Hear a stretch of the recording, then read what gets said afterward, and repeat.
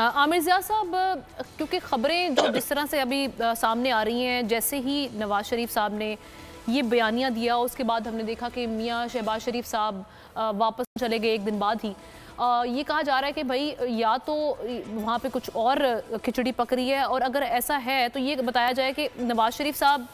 क्या इनका ये बयानिया काबिल कबूल होगा, इसके उनको फ़ायदा होगा या इसके नुकसानात सामने आएंगे? किस तरह से देख रहे हैं सारी सूरत हाल को? नवाज शरीफ साहब के बयानिए की तरफ मैं आता हूँ, लेकिन उससे पहले की जो खबर है जिस पे हम लोग बात करने के लिए तैयार नहीं है, वो ये कि वर्ल्ड बैंक ने पाकिस्तान के मुताल्लिक़ कहा कि जी हमारे यहाँ जो लोग गुर्बत की सतह से नीचे रह रहे हैं उनकी तादाद 39.4% हो गई है कुल आबादी का, यानी कि 9 करोड़ 50 लाख पाकिस्तानी जो हैं वो गुर्बत की सतह से नीचे हैं। ठीक है ना। उसमें पिछले एक बरस में जो पीडीएम का दौरे हुकूमत था, पुराने पाकिस्तान का दौरे हुकूमत था,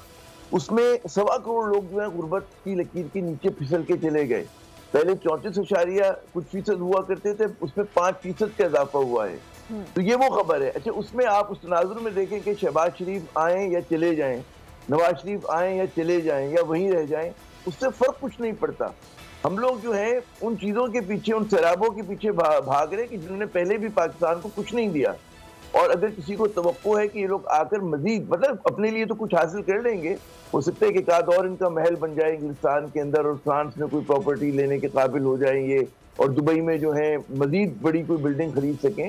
ये तो हो सकता है। लेकिन पाकिस्तानी अवाम का दुख दर्द को दूर होना जो है वो आप समझें कि नहीं हो सका, क्योंकि जब ये लोग अपनी जवानी के शबाब पे थे ना, ये लोग जब जवानी का आलम था शरीफ खानदान की, नवाज शरीफ साहब अब माशाल्लाह 70 बरस के ऊपर के हो गए, 74 बरस के हैं,